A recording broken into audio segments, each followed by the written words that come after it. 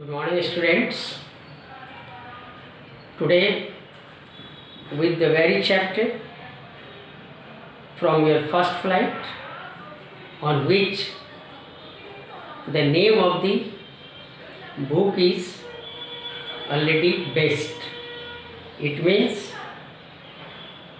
I am going to start his first flight, written by Liam O'Flaherty.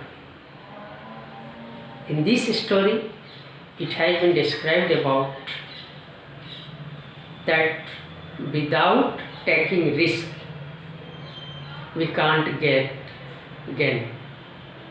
So here, it has been depicted by the writer about the story of a young seagull. ये जो समुद्री पक्षी होते हैं, इनका एक family है जो एक घोंसले में, जो इनका जो घोंसला है लेज, उसमें ये रहते हैं। पेरेंट्स हैं, उनके 3 पुत्र हैं और 1 पुत्री है। In this regard all the 4 members, I mean 5 members,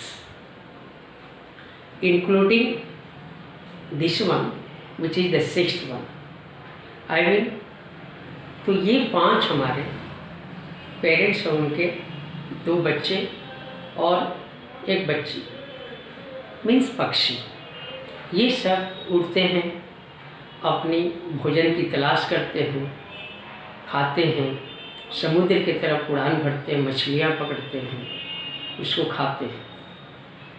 तो किंतु उनमें से एक ऐसा भी उनका एक पुत्र है जो पुत्री से बड़ा है, किंतु हमेशा भयभीत रहता है कि क्या उसके जो विंग्स हैं उसको सपोर्ट करेंगे उड़ने में, और इसलिए कई बार प्रयास करता है, फिर वो अपने फियर पे कंट्रोल नहीं कर पाता, अपने टैलेंट पे, अपने कैपेसिटी पे, जबकि वह भी अपने बर्ड पेरेंट्स का ही बर्ड सन है। उसके ब्रदर्स, उसकी छोटी बहन, उसके पेरेंट्स बाहर निकलते हैं, उड़ते हैं, फिर उसके लिए कुछ खाना लाते हैं जिसको वो अपने लेज में पड़े पड़े ही खाता है।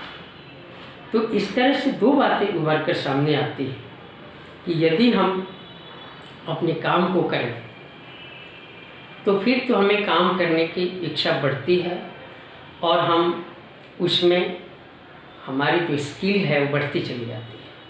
किंतु हम जब किसी के ऊपर डिपेंड हो जाते हैं और अचानक से हमारे डिपेंडेंस को इस तरह से हमारे मन में उघर कर जाता है कि हम फिर अपना प्रयास करना बंद कर देते हैं। इसी सिलसिले में ये स्टोरी है।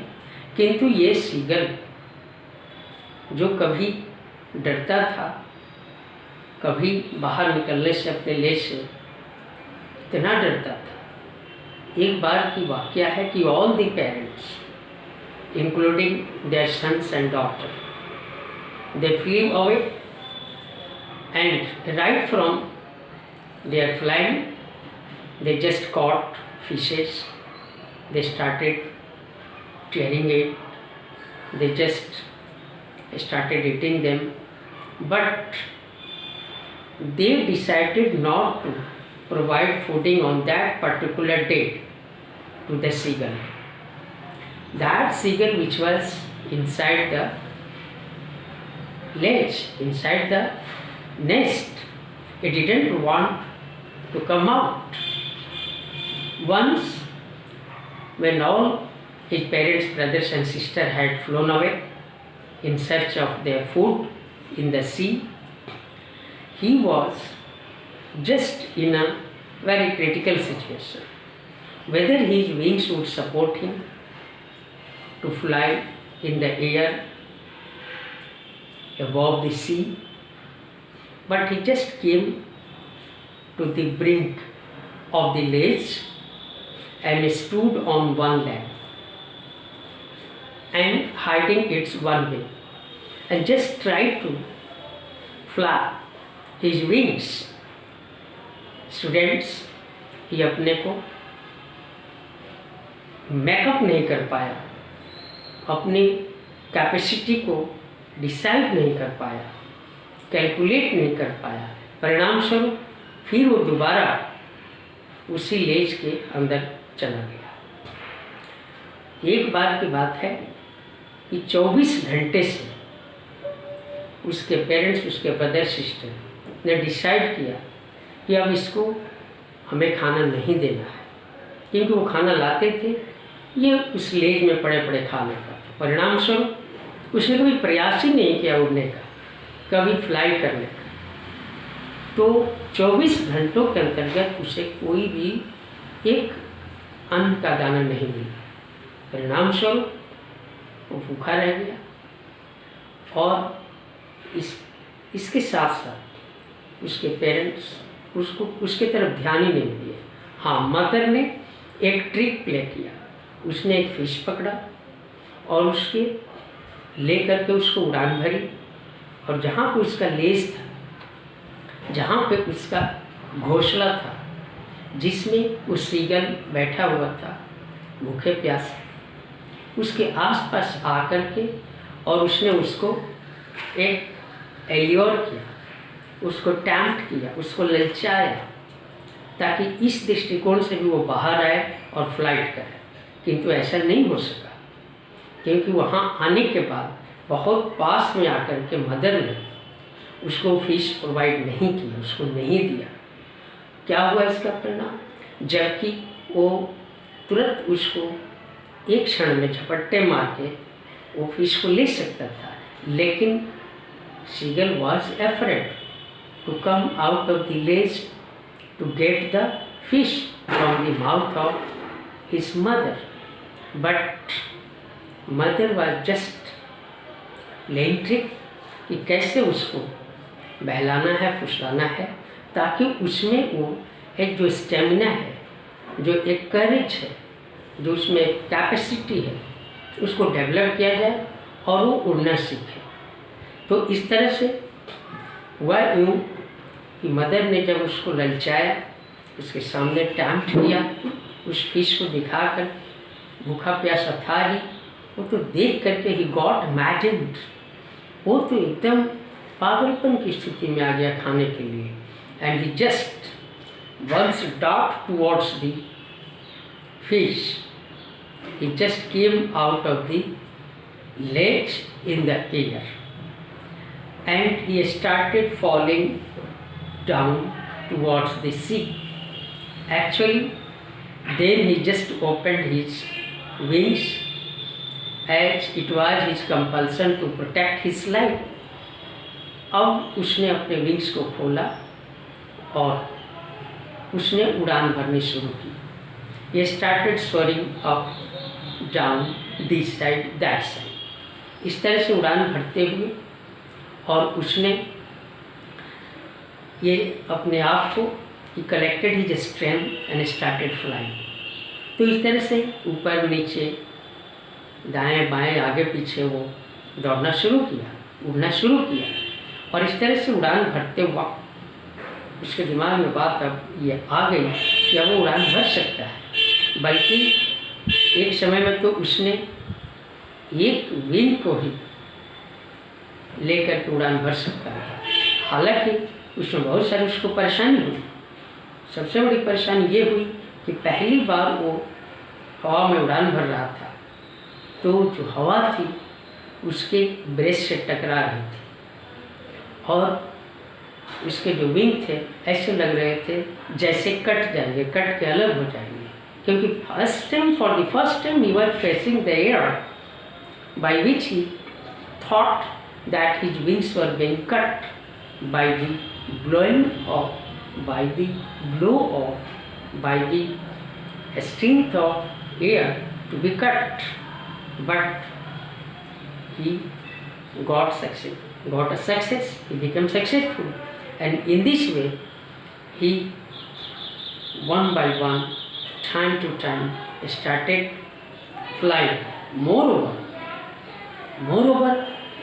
his parents, his brothers and sisters, they started laughing, they enjoyed. As you know, that they thought that now seagull was now independent and he has learned how to just fly in the air, catch his fish, catch his hunt and survive in this world. Now, अब तो बात यहाँ तक आ गई कि जब एक बार उड़ान उसने भरना सीख लिया तो फिर तो वो समुद्र के नीचे की तरफ जाता था अपने लेज से निकल के, और कभी डाइव करता था, कभी डार्ट करता था, कभी बैकिंग करता था, कभी वो लीव करता था। इस तरह से अब उसको आनंद आने लगा। बच्चों, जिस तरह से आपने कभी देखा होगा कि कोई भी कार्य पहली बार जब आप करना सीखते हैं तो उसमें आपकी जो इंटरेस्ट है बढ़ती है। कैसे बढ़ती है मैं आपको बताता हूँ। सपोज कीजिए कि आप कोई बाइक या स्कूटी चलाना पहली बार सीख जाते हैं तो आप स्कूटी और बाइक चलाने की आप में एक इंटरेस्ट बढ़ती है, आप में एक रुचि आती है, और फिर आप पहली बार चढ़ने से पहली बार चलाने में आपको थोड़ी सी कष्ट होती है।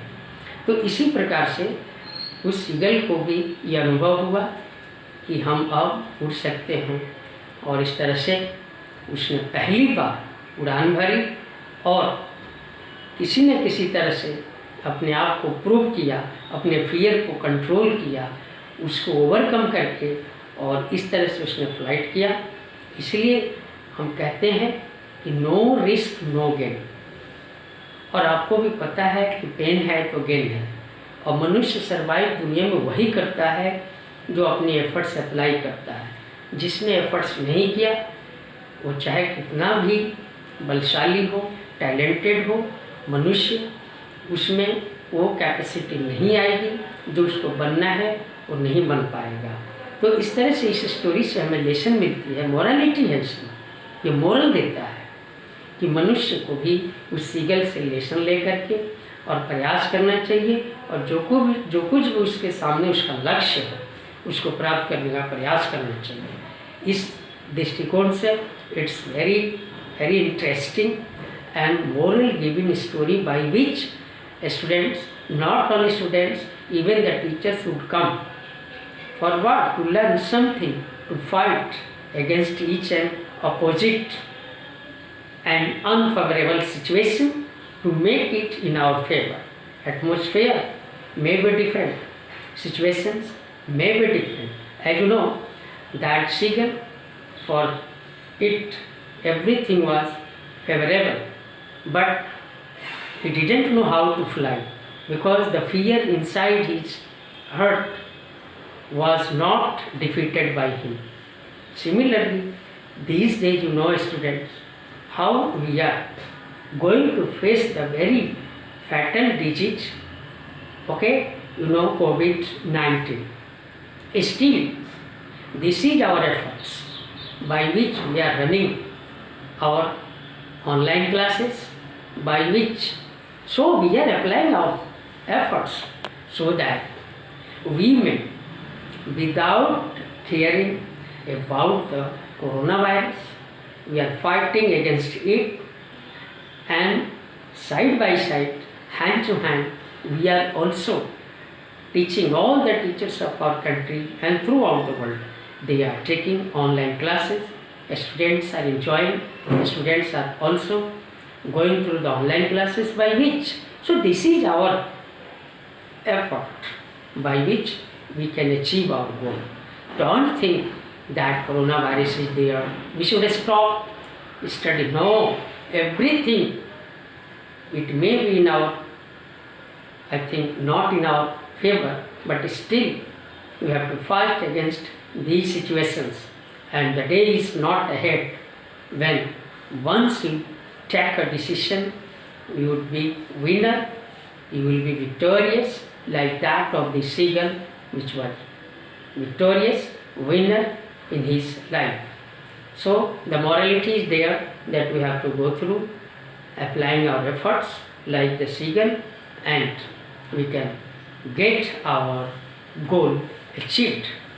Thank you.